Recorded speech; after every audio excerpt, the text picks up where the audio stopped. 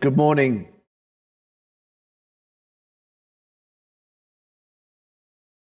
Management briefing session. I just want to thank everyone for coming here in person this morning. Very much appreciated, and also to acknowledge and thank everybody who is listening in online. I know we're all particularly busy in the events services business, and I appreciate you taking time out of your busy schedules to be here, because this is a very, very important topic that we're covering this morning, so thank you. The first question is, why are we all here? Why is ARENA hosting this session? The objective is not to create concern or focus on worst case scenarios.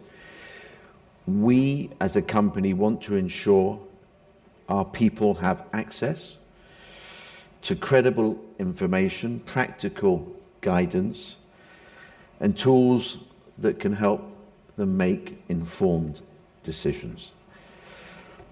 In today's environment, there is a huge amount of information available. Much of it, unfortunately, is inaccurate or sensationalized. Understanding how to navigate that information is becoming increasingly important. Preparedness is not just about responding to a crisis, it's about building confidence, resilience, and the ability to support ourselves, our families, and our work colleagues. This is very important to ARENA as a business, because our people are our most important asset, and I think I've said this many times before. You are the assets of our business. Therefore, we have a responsibility to provide you with support, with resources, and opportunities for learning that contribute to employee well-being. Whilst ARENA has robust business continuity and crisis management processes, personal preparedness is equally important.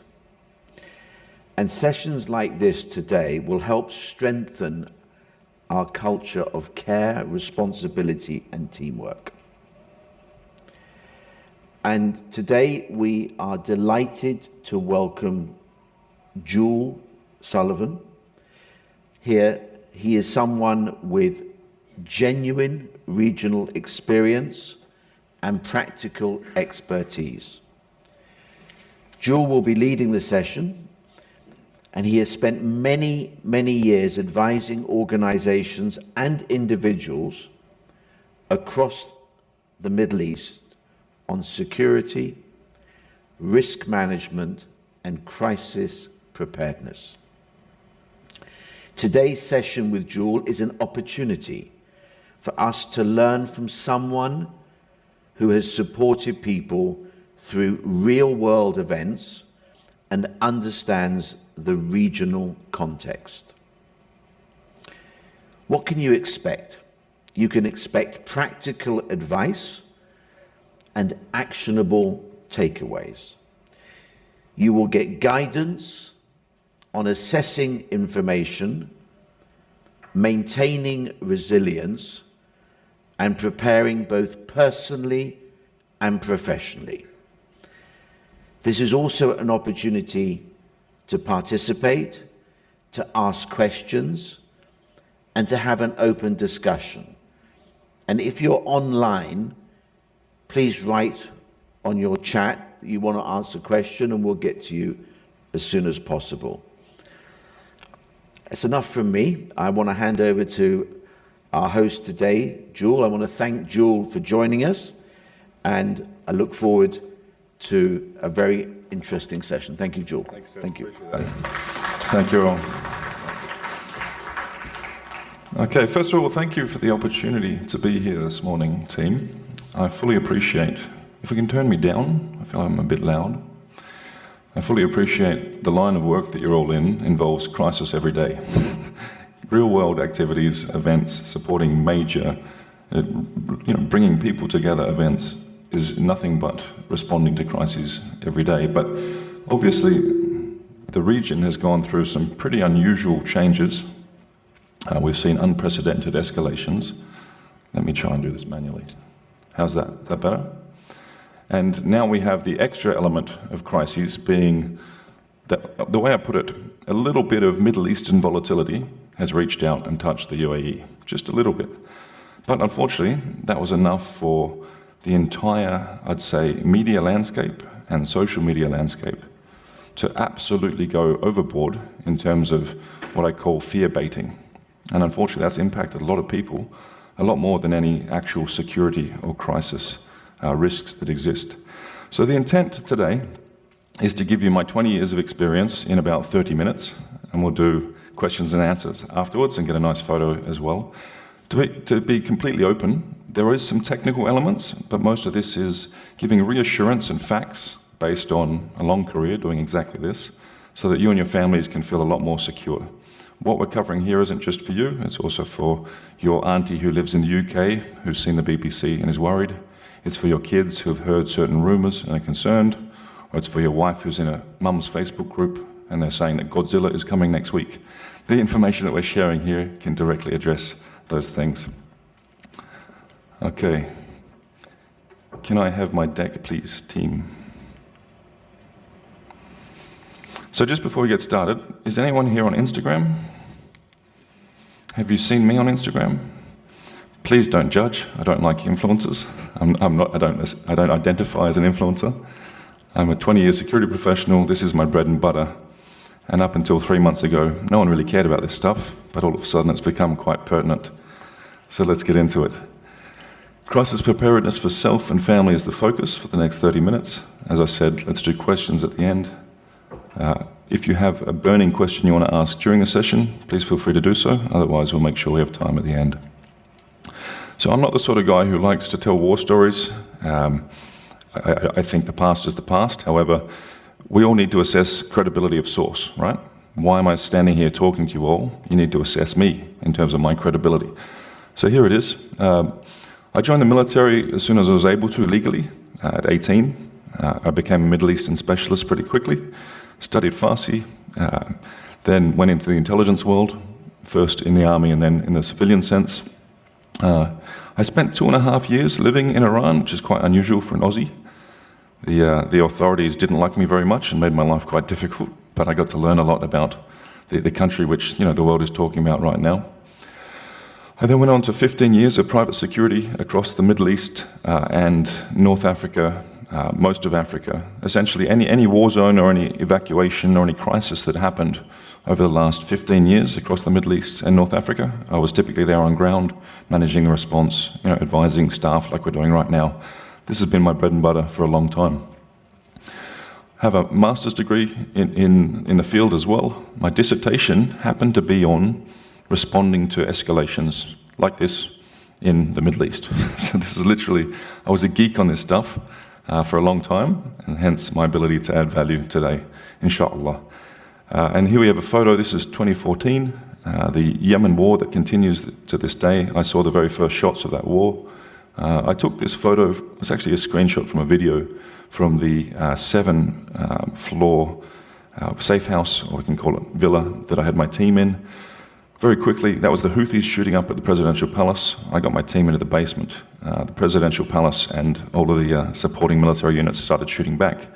And the building that I was in, the top 2 floors, were removed by an artillery shell about 2 hours after that image was taken. So just for context, again, not trying to tell war stories, but I have lived pretty much every combat zone of the Middle East for the last 15 years, and I can understand what is a real war zone and what isn't. And as I said famously on social media during the conflict in regards to Dubai, if you can order a pizza and it arrives in 15 minutes, it's probably not a war zone. And so I stand by that statement. Okay, moving on. So the agenda we'll go through, as I said, credible sources, how to assess that in today's world where everyone's an expert. Talk about information routines, really important. I'll give an old school security brief about the UAE, what actually happened, and what's likely to happen. Talk about forecasting and scenarios. No one has a crystal ball, but if you're a geopolitical or a security risk analyst, you can assign likelihood to certain scenarios, and we'll talk about that. And then emotional and mental health. This is the key piece. This is really what matters. I'll give you some practical steps for personal and family preparedness. And then for those who want to go deeper into the world of crisis prep, I'll give you some wonderful websites that have a lot of resources to follow up with. There's a note over here, emotional intelligence during challenging times. I think that's probably the key focus that we should all have. To summarize everything that happened over the last few months, you were less likely to be impacted by anything in terms of security risk than you were to be in a road traffic accident in the UAE. It was that unlikely that you'd be hurt by anything sent from Iran. The impact, the damage that happened was emotional health. A lot of people were stressed, a lot of family members were worried. So throughout, we're going to focus on the idea of a big part of resilience, a big part of personal crisis preparedness is that ability to self-regulate. It is that emotional well-being under times of crisis. I hope that's clear. How are we in terms of audio? Can everyone understand me clearly? Okay. Can I ask you to stay on this side? Sure, will do. And I don't have the screen up here, by the way. I'll do my best to speak English instead of Australian, but it's a bit of a challenge for us Aussies. Okay. The box to the right. Has anyone not already followed these official pages on social media? If you haven't, I'd ask that you bring your phone out, you take a photo of those. That's where you get your information from. With respect to BBC, nonsense, honestly. They lost all credibility during this crisis. These are the official sources. They did a fantastic job of giving day-to-day updates. Strongly recommend everyone, when you wake up, the first thing you look at is that. Not the BBC. BBC has an agenda. We'll talk about that later. Okay. So what did we see? We saw incredible fear-mongering from Western media. I remember seeing videos of a lady passenger who'd arrived in Ireland, and she was weeping because she'd survived Dubai, and it was so scary. I was like, hang on. You're a lot more likely to be impacted by street crime in Dublin than anything that happened in the UAE. What are you crying about? But again, that same image was put across all the Western media houses. Why did they do that? I mean, why was it so sensational? Yes, fear sells, we know that, and newspapers are becoming less and less relevant, so they need more fear to get the views. Social media, we see fear and sensationalism, that's what goes viral. But I really do think a lot of Western systems don't really like the UAE, because we don't pay tax here, yet we have better police and ambulatory response and better state-provided services than in the West. And so BBC, which is a state body, had a very clear agenda to try and push down the reputation of the UAE. Might sound a little bit conspiracy theorist, but there's no other explanation as to why the reporting in the West was so sensational and so over the top than what I just explained. Remember, over the last few months, every few days there was a new fear narrative. Remember? There was, America's going to put troops on ground, Trump's going to break his agreement, Iran is going to invade the UAE. Remember that one? Absolutely ridiculous. But we saw every few days these fear narratives come up, and everyone was worried about these fear narratives. If things escalate, which I don't believe they will, we all need to watch out for every 3 or 4 days a new fear narrative being pushed, whether it's social media or mainstream media. And keep in mind the intent here. They're looking for clicks, they're looking to sell certain agendas. It isn't necessarily the reality on ground. So credible sources. Without credible sources, you cannot properly understand the situation. That's where it all starts from. Whether we're talking intelligence or geopolitical risk analysis, the information in is what really matters. So those credible sources are great. Everyone also has access to AI tools now, right? Grok, ChatGPT. One of the things I was doing when I woke up each morning was I'd go to Grok and I'd say, give me a summary of the last 12 hours, exactly what happened. I don't want anything to do with news reporting, I just want the numbers about intercepts or any actual impact in the UAE. That's a good way that you can get a clear read of what happened the night before as well. Gone are the days where you can just check BBC and expect honest reporting. That's very clearly not a healthy thing to do. Okay, a daily information routine. This is quite important. When everyone wakes up, who has enough discipline not to look at their phone straight away? Oh, good, I need to learn that. We all know that we shouldn't get on our phone straight away, but especially when there's tension, when there's some loud noises in the sky, there's a real pull when you wake up to check your phone straight away. So if we're going to do it, how do we do it in a healthy way? So the information diet, just like if we want to stay healthy in our bodies, we need to be careful of the food diet that we consume, right? If we want to keep emotional health at a good level during crisis, we need to be careful of the information diet that we have. You have to cut out the junk, and so much of the information out there is junk. Is it just me, or is everyone on Twitter a Middle Eastern expert now, overnight? Everyone knows what's going to happen tomorrow. Everyone's in a position to give geopolitical forecasting and commentary, even though they don't have any relevant qualifications. So we need to cut that junk out. You need to be very conscious of what you're consuming and also what your family is consuming. I know that there's a lot of expat groups on social media. They became real sort of places for fear-mongering and misinformation. So you have to be really careful of the information that goes into your mind and into your family's mind. I remember I went for an iftar with a big family here, a government family, and they had BBC News playing. This is during the crisis. And I was watching the news thinking, this is terrifying. This is really scary.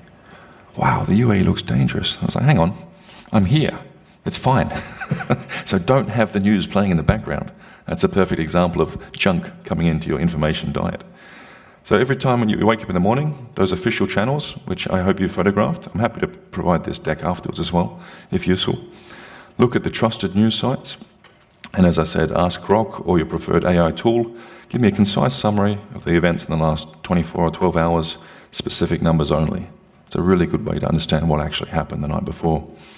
And another thing I see, when there's some breaking news, when you see something come out, whether it's on the BBC or you see it on social media, I wouldn't necessarily view it as real until it's been verified by credible sources.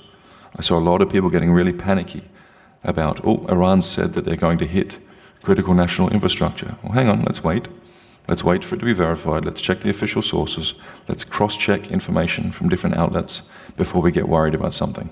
You should always give a bit of a lag between hearing something that perhaps is unverified or a rumor and then accepting it as fact once you've verified it. Again, ideally through the credible sources that were listed. Okay, information routine continued. This is really important. Anyone who has teenagers at home, this one's absolutely key. So the misinformation that's out there, you're going to have to teach your teenage kids how to identify that. There's just so much fear-mongering and so much nonsense. So encourage your kids to question, all right, who is this person posting about the fact that Godzilla's coming next week to the Middle East and everything's going to be somehow terrible? Are they really credible? Is the author someone worth listening to? Instill that mindset into your family members. Check their posting history. If every day they're saying sensationalist things, then obviously they're not credible and they shouldn't be listened to. And don't view the claims as real until verified. That's a really important one. Again, these expat groups, my goodness, some of the rumors that were coming out of them was terrifying. And unfortunately, a lot of the time, it's mums at home who are panicked, and rightly so for the sake of their family. You've got to watch out for believing something is real until it's verified. And also, there's alerts and SMS and emails that you can sign up to from embassies, from official channels, from trusted news sites. The one thing I will say, some particular embassies, I'm not going to point fingers, okay, yes I will, Britain, the UK, even their embassy releases were a bit sensationalist. And as someone with a master's in security risk management and 20 years of doing assessments, the embassy assessment was overkill. It wasn't grounded in reality. So watch out for the political leanings behind some embassy guidance, because even now, if you look back on it, I'm Australian, and I met the Australian ambassador, and I said, bruv, your team, the assessments are ridiculous. They were saying every Australian should leave the UAE if they can. And I said, mate, statistically, the drive from my house to the airport to leave the UAE involves more security risk than staying in the UAE. So why would you advise me to leave? He didn't really have an answer to that, but I think it's a good example of the fact that even embassies can get a little bit over the top and a bit sensationalist when it comes to their recommendations. Okay, so what actually happened? Let's talk through the events in a factual basis. I'll let you read through the numbers there. I'm sure everyone's pretty familiar with it. Things kicked off on the 27th and 28th. Yes, it was unprecedented. We've never seen anything like that in the UAE. And then, things peaked pretty heavily early on, and they became less and less in terms of the amount of projectiles sent, for numerous reasons. One of them being Iran's ability to send metal to us was being degraded pretty heavily. But also, without getting too sort of geekish about it, when you're assessing threat, you need to look at capability and intent. Now, Iran has the capability to send projectiles at the UAE, pretty close neighbors, but in terms of intent, they never look to cause mass casualty incidents in this country. Because if you know the Iranian regime and you know the propaganda machine that is Iran, as well as I do, it was my job on ground to monitor it for 2.5 years, they're trying to paint themselves as the good guy. And they have their own domestic propaganda battle that they need to win. The regime needs to be strong, it needs to be representing the people, it needs to be the force of good in the world. The second they cause mass casualty incidences in a country like the UAE, they've lost that good guy grounding. So they may have the capability, but they lack the intent. And therefore the threat isn't something you need to be overly concerned about. Now that's very clear to people who work in the security field. But again, if you're new to assessing these things, maybe it looked like Iran really was trying to do a lot of damage. They weren't. They were looking for propaganda wins. It was a form of geopolitical theater. And we can see that now. We can see the way it's played out. So the attacks continued for a couple of months. There were 12 deaths in total, and one of those was in the Emirate of Dubai. So all of this concern, all of this hype from the BBC et al. Was about one fatality. Meanwhile, how many people died from street crime in the UK in 2 months? It's a lot more than one. But again, the media won't tell you that piece. In terms of Dubai impact, what I think we can all agree is, wow, the UAE did an amazing job at responding. Who would have thought that they'd be ready for that sort of crisis? As a 20-year professional, I didn't expect that to happen. I don't know anyone who thought Iran would send so many projectiles towards the UAE, but the UAE was ready, and they responded beautifully. So to me, that shows more and more that this place is secure, because it's not just about the risks that exist. What are the mitigation measures? The UAE spent billions of dollars protecting all of us and did it exceptionally well. If anything, I might sound a bit strange here, but I feel more secure in the UAE, because I've always known we're in a bad neighborhood. And the UAE has just shown that they can mitigate the risk that comes from the somewhat unfriendly neighbors. So the overall security environment, this is the key thing. And I'd recommend everyone repeats these words to family members if they are concerned at any point. We still remain in one of the safest countries in the world. That is statistically verifiable. You can check with a Grok or a ChatGPT. Yes, there were a small number of casualties over the couple of months.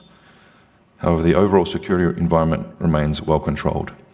And I've looked into this. Each month in the UAE, there is low single-digit deaths from road traffic accident, between 3 and 10 per official statistics each month. So there were more people who died in that 2-month period when Iran was sending projectiles from road traffic accident, as they do regularly, than anything to do with Iran. It was that small, to put things in context. And I know some people who are afraid to be in the UAE and afraid to move around. If you get in an Uber or if you drive a car, that is a more risky activity than being in the UAE, even at the peak of the Iranian attacks. The risks are that small. So we still remain in one of the safest countries in the world. Okay, so forecasting. Again, no one has a crystal ball, and I'll let you all read through that. But what analysts try to do, whether they're government or private sector, whether they're more geopolitical or economic or security risk, is they try and come up with scenarios.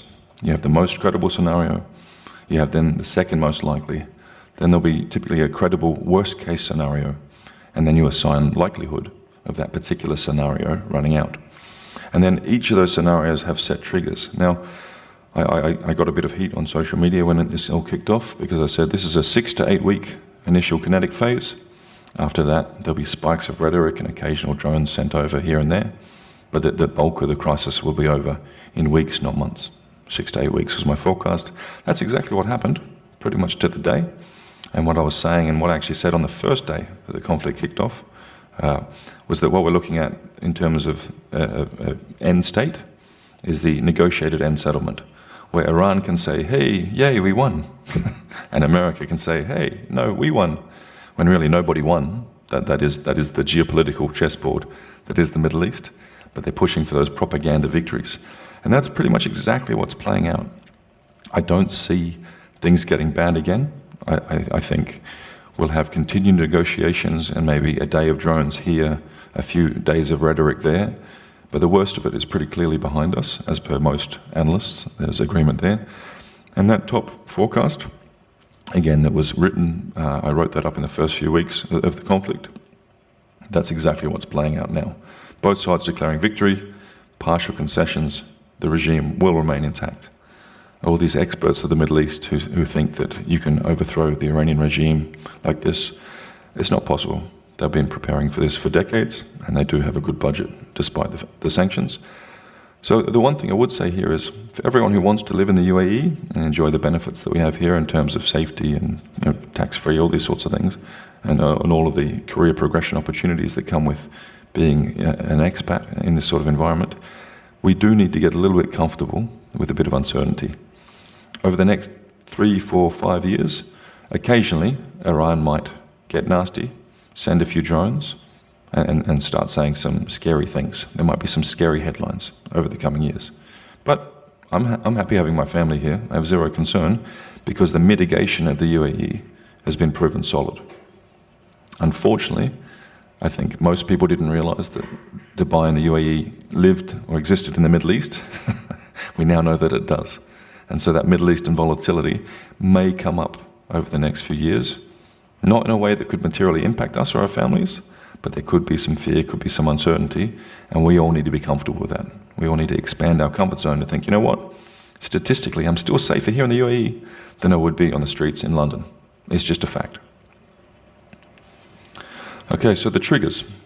Now this is how contingency planning works. I've reviewed the contingency planning of your organization. It's very robust. I have to give respect and genuine props to the leadership of your company. They take this very seriously and they've done a very good job. So as an organization, you're very robust when it comes to continuity planning. Part of your continuity planning is what's known as triggers. So are things getting worse? Are they escalating? Or are they decreasing? Are they de-escalating? Now, I don't need to go into detail about each of these triggers, and again, it's already included in your organization's continuity planning. But if you wanted to act like a professional, when you wake up in the morning and you check what's happened, everything is noise unless it's your pre-agreed triggers being met. So if we saw boots on ground, that would be an escalation trigger. It would only be a temporary thing. It wouldn't be a long or sustained campaign. That's just not realistic.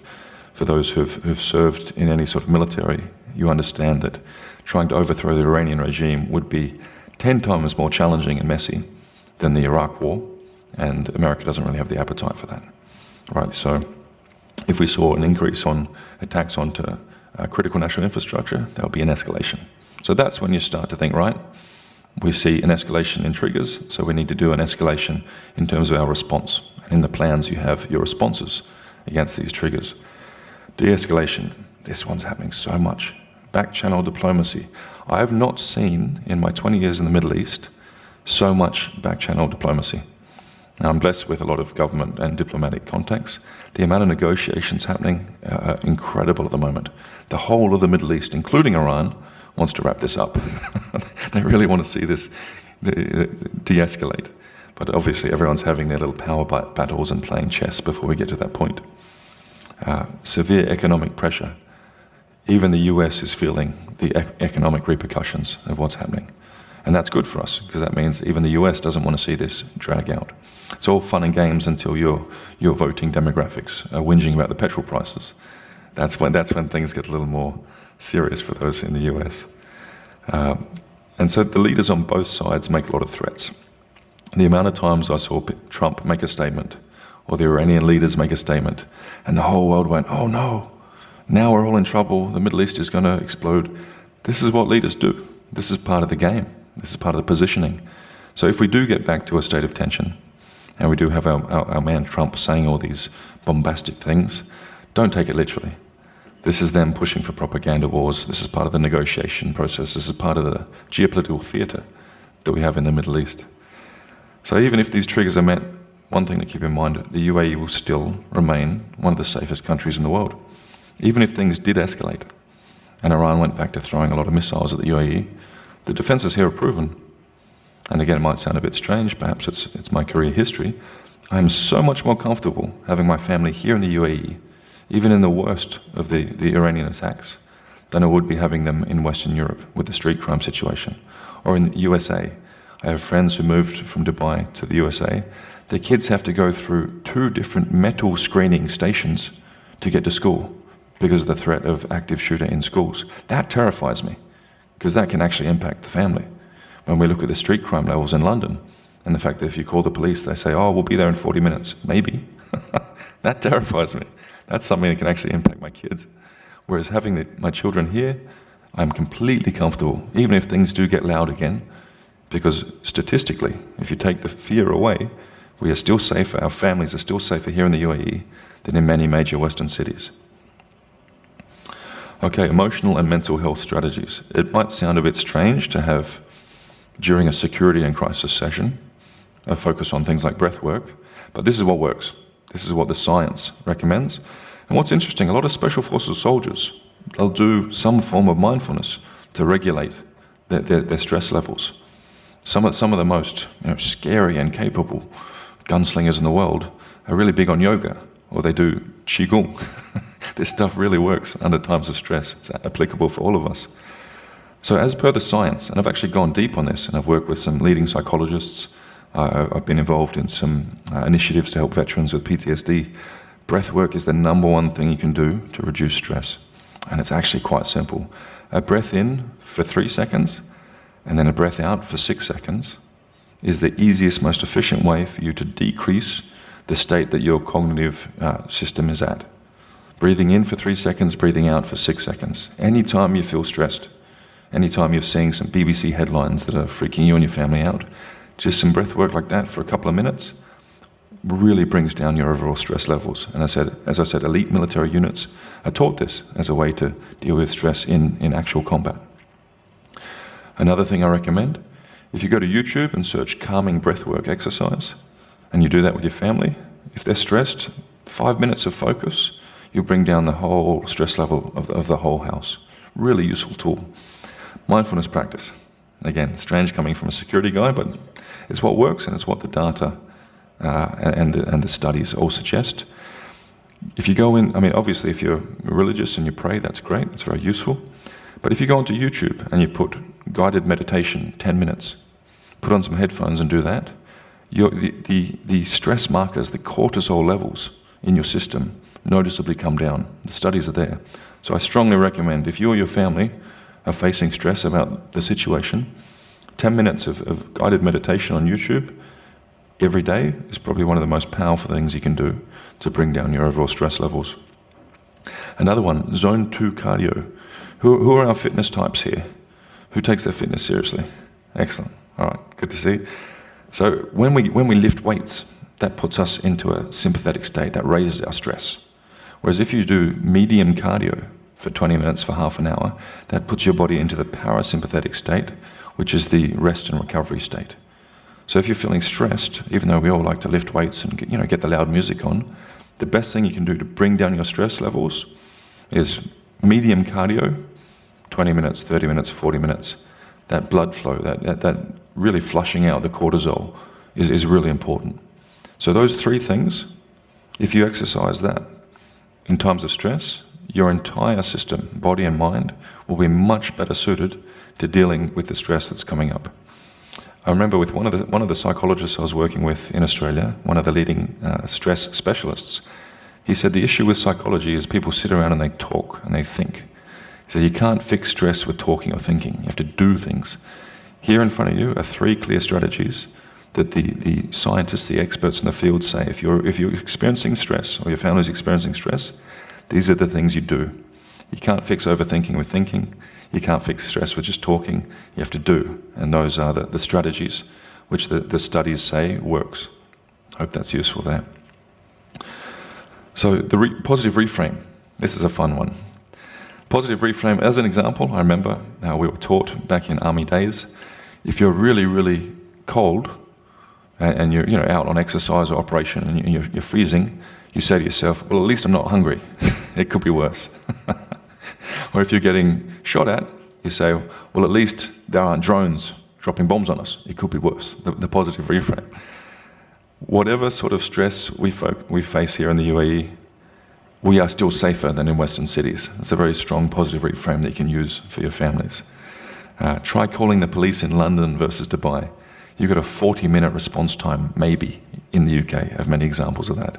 Has anyone had to call the police or the ambulance in this country? They rock up fast. They're polite. I remember my wife's grandma was staying in town and she had a blood sugar issue. The ambulance rocked up in 6 minutes and they wouldn't allow us to pay or tip. That's provided by the state. We are incredibly well looked after here. You just don't get that in many Western countries nowadays. Another positive reframe, this is temporary. The fundamentals are still very strong in terms of standard of living. And again, Grok can verify these. Ask Grok, is Dubai safer than many Western cities, even in the middle of the conflict with Iran? Your answer is very clear.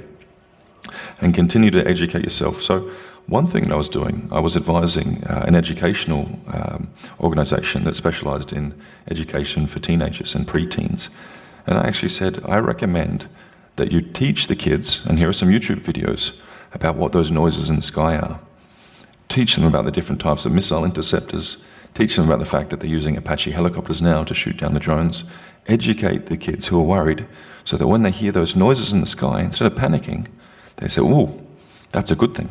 That shows that the defenses of the UAE are working. So again, through education, you can actually reduce your stress levels as well. Another thing, I saw a lot of hype that the water's about to run out in the Middle East. There are, I think it's near on 100 desalination plants in the UAE. And there's a 45 to 90-day water reserve for the whole country. So when you educate yourself about the reality, you don't have to get caught up on these false fear narratives that are being pushed on social media. Okay, more on the emotional and mental health, because again, that is the battle. That's where impact can happen to our families. Full presence with family members. I mean, we're all busy professionals. This phone, the email inbox, it never ends, right? It never stops.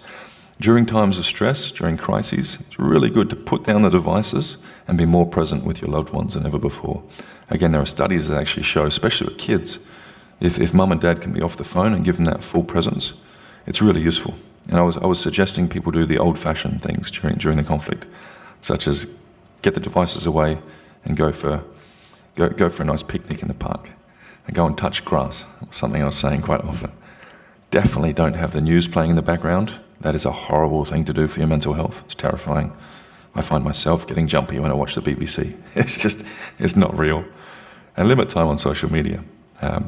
As a general rule, if things get tense in the Middle East, again, I'd have a family policy where we sit down and we talk, okay, how much are you on social media?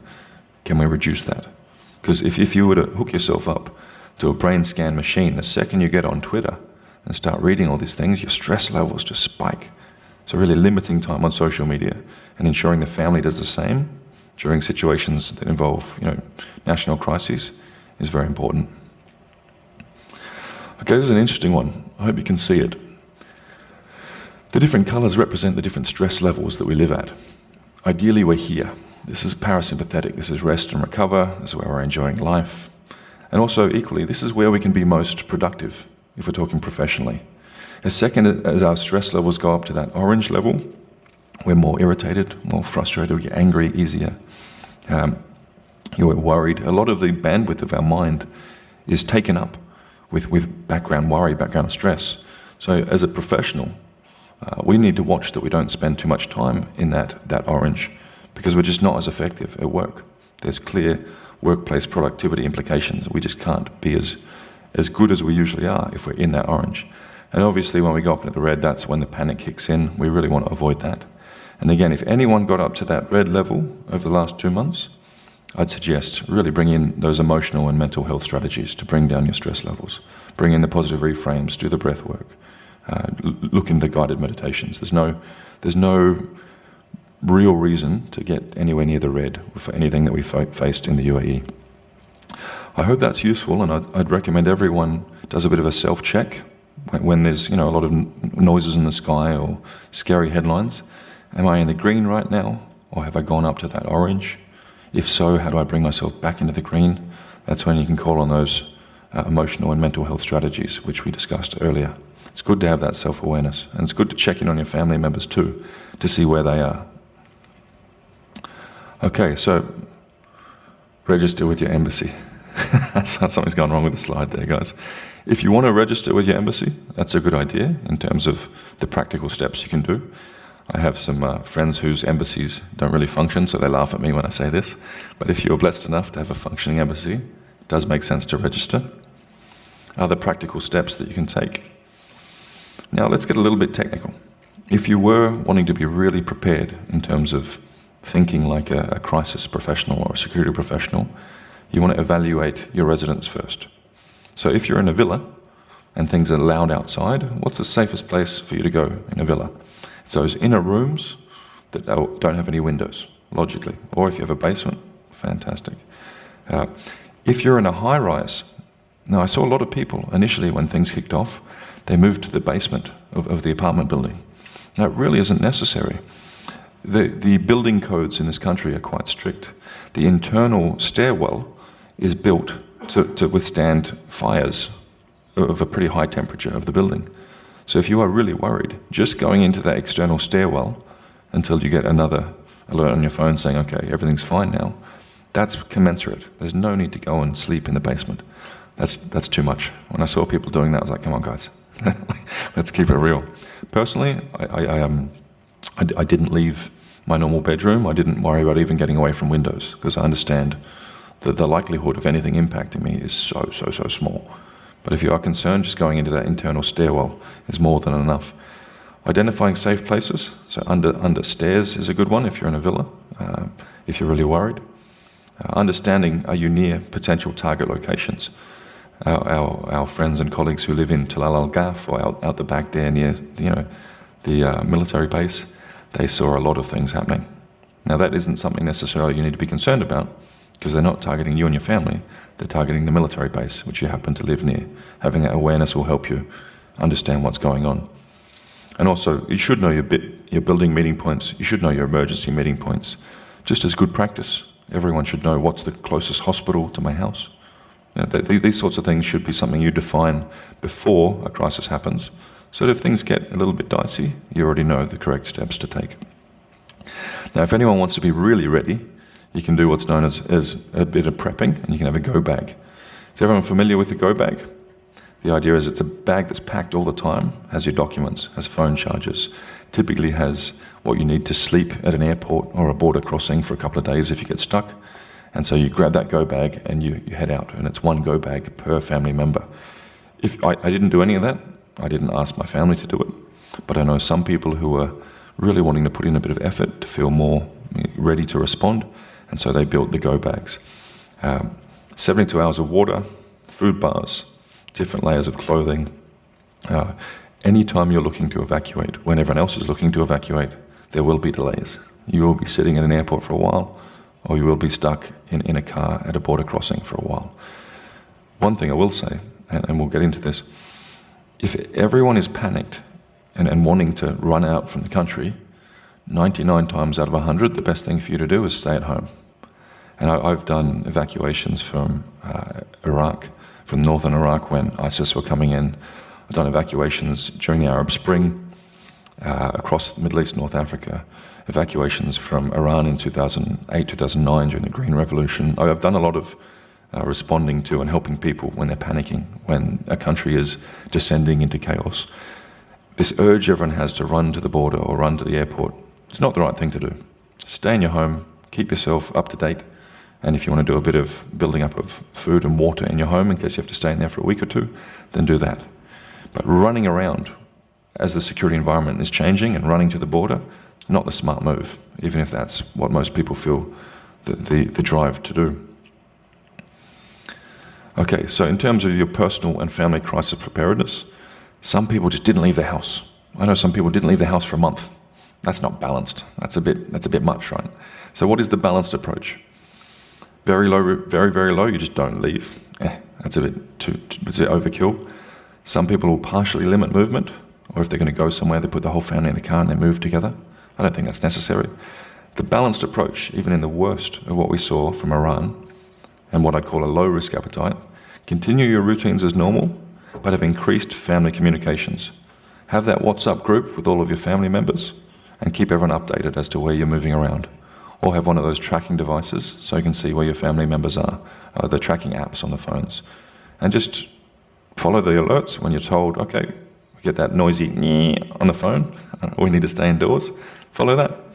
And then the main thing is the communication piece, making sure that all of your family members are checking in and letting you know where they are at any given time or where they're moving to. And also you need to be able to reach out and say, hey, there's been an alert. Is everyone okay? And your family members should know to check in and say, yes, I'm fine, Dad. I'm just at gymnastics, etc., etc. The increased communication is key. And then there are some people who just continue life as normal. They don't do any WhatsApp groups. They don't do anything in terms of increased communication. They just stay indoors when they hear something. Those lower two are the way to do it. You do not have to limit your movement. At no point throughout those 2 months of nastiness from Iran was it really necessary for you to limit your movement. Saying that as a 20-year security professional, because it's true.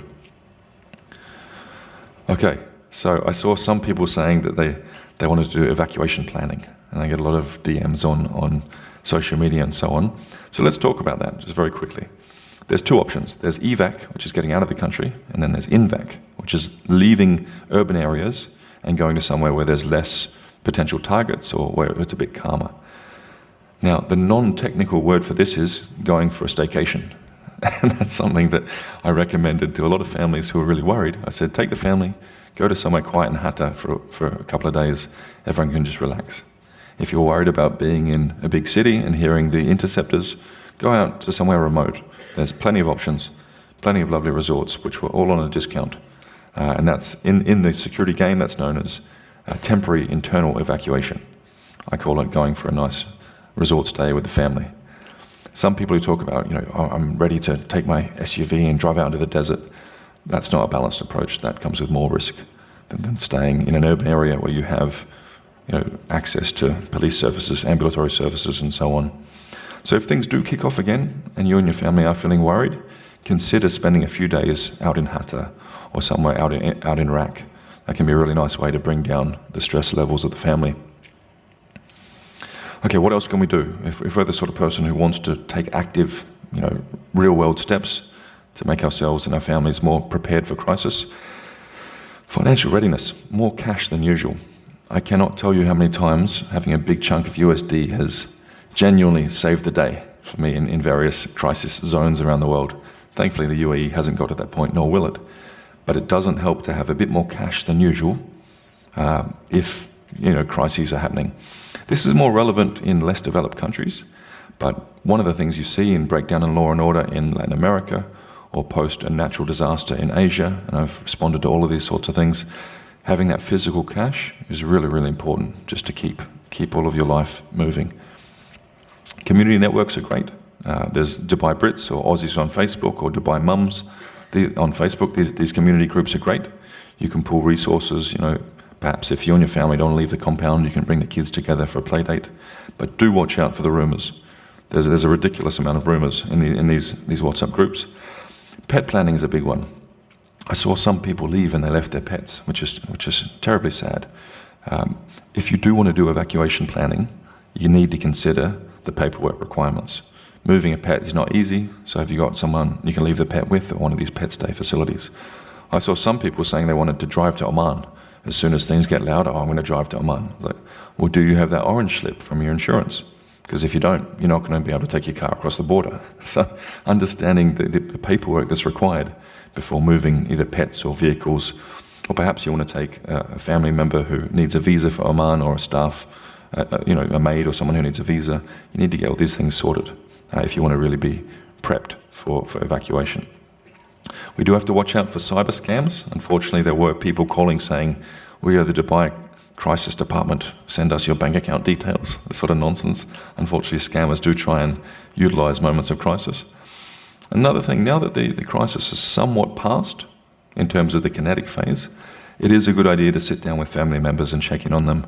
I have, with a lot of the consults that I've done, I have recommended some people who are really affected by it go and talk to a counsellor or a therapist.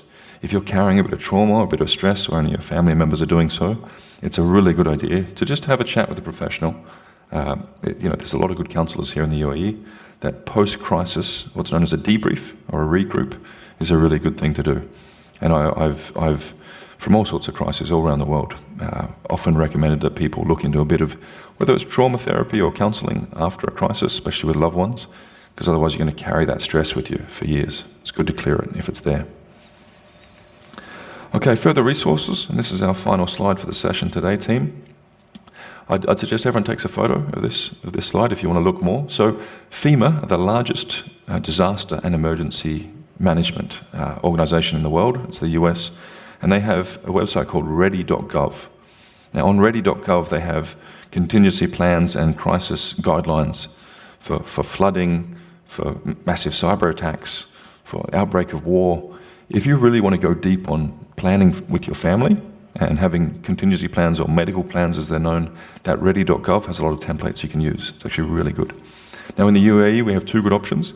There's NCEMA. I've worked with them for years. They have a little bit of guidance on their website. It's being updated soon. There's also Emirates Health Services.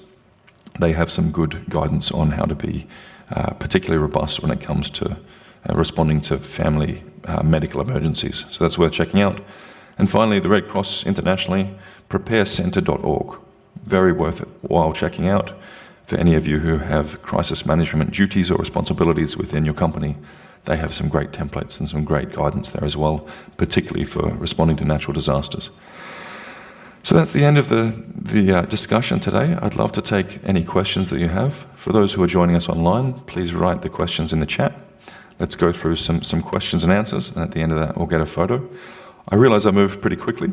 I hope I found that balance between moving quickly to keep everyone engaged and not speaking too quickly. But any questions at all, now's the time. I'd love to answer any questions that you have.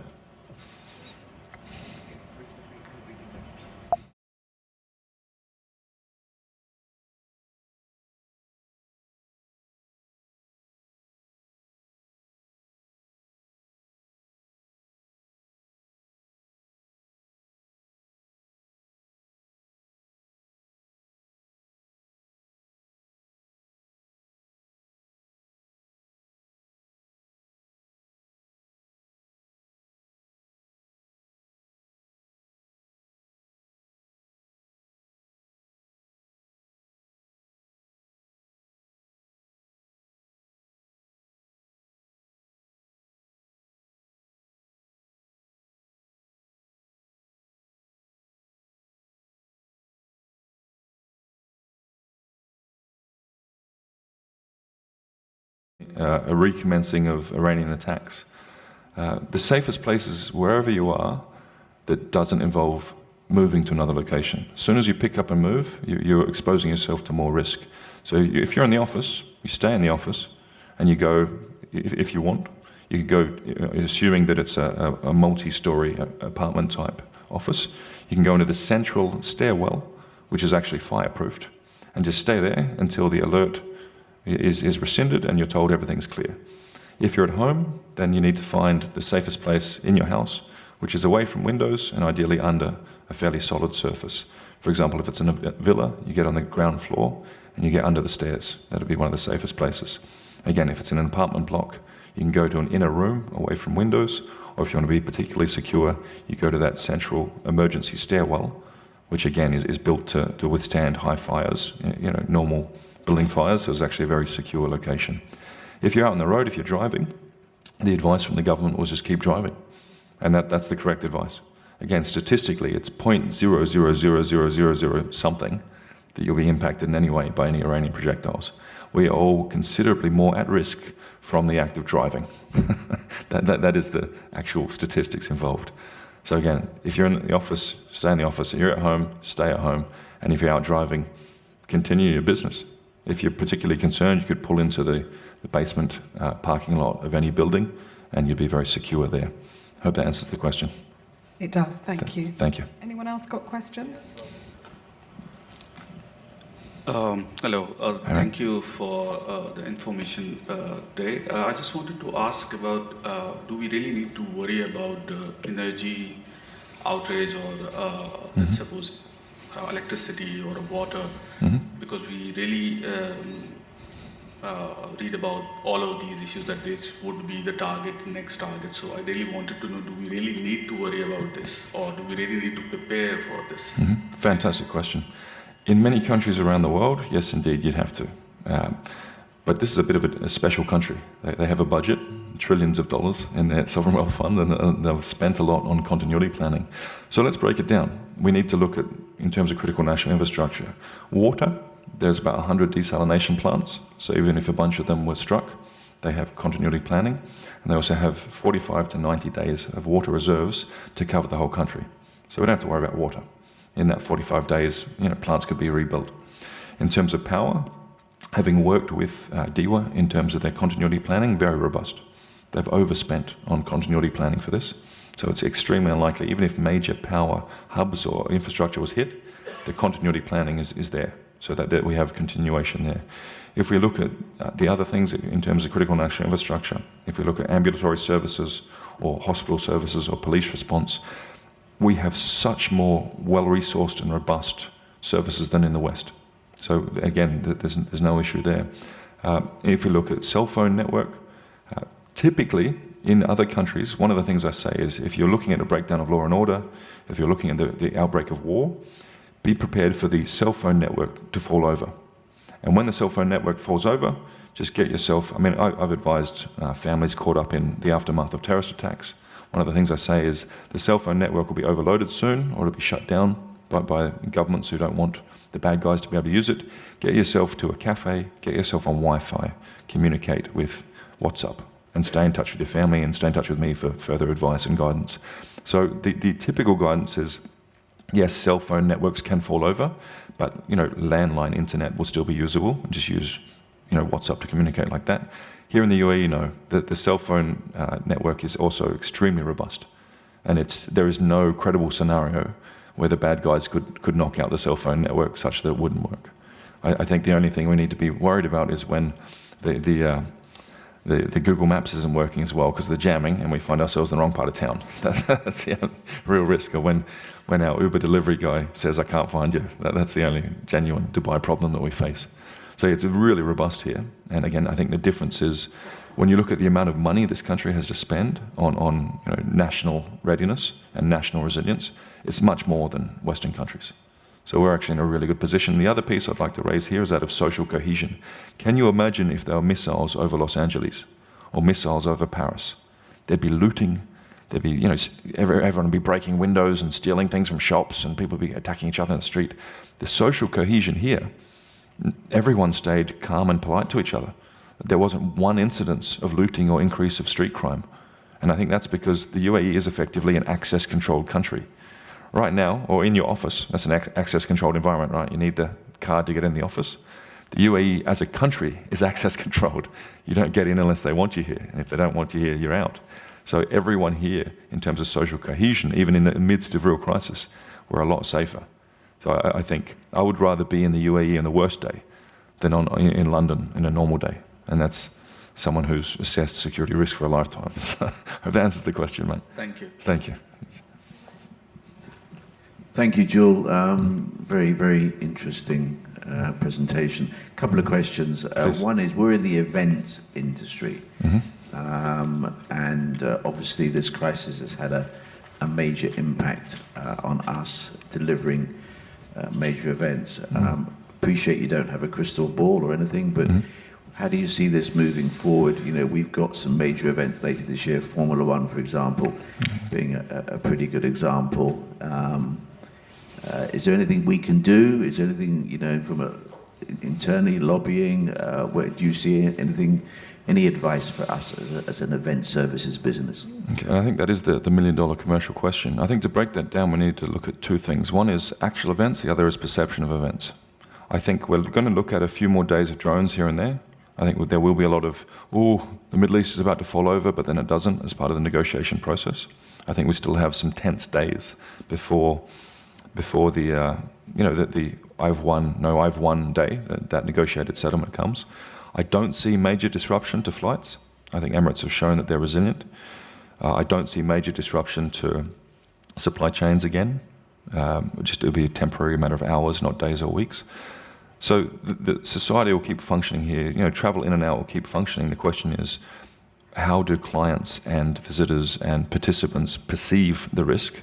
Because BBC and that mob of misinformation spreading media houses will again ramp up the fear should there be a day or two of instability or projectiles being sent over, to be specific. So in order to mitigate that, is it realistic for you to speak to the decision makers, the partners that you have that are deciding whether or not a certain event goes ahead? Are you in a position to be able to say to them, let's have a look at the actual risks here? In 2 months, there was only one fatality in the Emirate of Dubai, whereas in that period, there was 23 deaths in the UK. Are you in a position to try and shape their risk perception? Because for me, that's the real risk. It's not the events, it's the inaccurate risk perception that a lot of people have outside of this country based on what they're seeing on the news. I'm not sure if that's useful, I'm not sure if that's practical. Yeah, I think it's going to be a subjective thing. If you're a golfer, if you're a professional golfer, do you want to come and play golf here in a tournament? Or if you're a Formula One driver, do you want to come? And it's an individual perception. So we'll see. The other question, we're an international company, and a lot of the people in this room deliver events outside of the UAE, in Saudi Arabia, in Bahrain, Qatar. We just recently saw, I think, how would you interpret this attack in Kuwait and the airport there? Tragic missile. I mean, and we obviously build in the GCC. This is where we're all based, but we do travel. Do you see that as an escalation? Do you see that as a concern for us? It's a very pertinent point. And in Emirati circles, Emirati leadership circles, that was quite a significant incident because it showed again, the bad neighbourhood factor coming up. I think it's not an escalation. I think it's a continuation of the dynamic, such that when I referred to the back-channel diplomacy and the different moves being made, when things in terms of the negotiation aren't going a certain way for Iran, or when they feel that there are certain things that have happened that perhaps they object to, then they do have that option to hit symbolic targets like airports. And that capability is there. I don't believe it was an attempt to cause any sort of mass casualty in terms of loss of life. I don't believe it was an attempt to properly take the airport offline. It's purely a symbolic thing. They are simply showing, if you're not playing the way we want you to play, or you're making moves against us with this back-channel negotiation piece, one of the levers we can pull on is dropping something noisy on something that matters to you symbolically, such as an airport. And unfortunately, I think that risk is going to be part of the Middle East going forward. Iran now, the cat's out of the bag, so to speak. I think they will pull that lever occasionally. And again, we come to the position where it's not really going to cause significant loss of life, but it is causing a lot of shaking confidence. And to your point, those professional golfers, or those who are deciding whether to proceed with a large event, that's going to impact their decision making, and that's why Iran's doing it. It's not real security risk, it's all that symbolic, trying to shake that commercial confidence. And unfortunately, I don't see that going away in a hurry. That's the reality. I think we've got a few more months of that sort of thing happening occasionally. I'd like to think by the end of, as we get closer to the midterms, there'll be a resolution and Trump can say, look at the markets exploding upwards, I did all this, I found the deal with Iran. I think that's how it'll play out. But I think we have a few more months of occasional spikes like that around the GCC. Hope that answers your question. Okay, thank you. So, yes, please. yeah. What happens in the event if a security alert goes right at 5 o'clock, say, if someone like the office is ready to leave? So is it a good practice to keep all staff in the office or just let them go? It has happened once actually. So we got this alert at 4:45 and everybody was ready to leave and we were in a dilemma what to do at that time. Yeah, very good question. As someone who's managed organizational risk for some time now, I'd recommend that the stance from HR be, we've just received an alert, and our recommendation as a company is that everyone follows, the official instructions from the government. What people do is on them, but at least as a company, you've said, hey, we should listen to the government and we should follow what they're saying. Do we remain in office? It's an individual decision at the end of the day. I wouldn't lock the doors and tell everyone that they need to hang out together past go home time. But the textbook approach is the organisation, HR, leadership, recommend that everyone follow official guidance. We've just received an alert, so our recommendation is that you wait until the all clear. Now, again, what people do with their own lives, that's personal risk appetite. But in terms of the organisational risk appetite, you are again and again recommending that people follow the guidance of the country, and you make sure everyone's aware of that through your own information channels. From there, what people do is their personal decision. And ideally, everyone does listen to the government advice. But who are we to stop them if they want to choose to have that, as I said, that risk appetite? Maybe their risk appetite is such that going home and seeing my kids matters more. That's a personal decision. I hope that answers the question. Thank you. Cheers.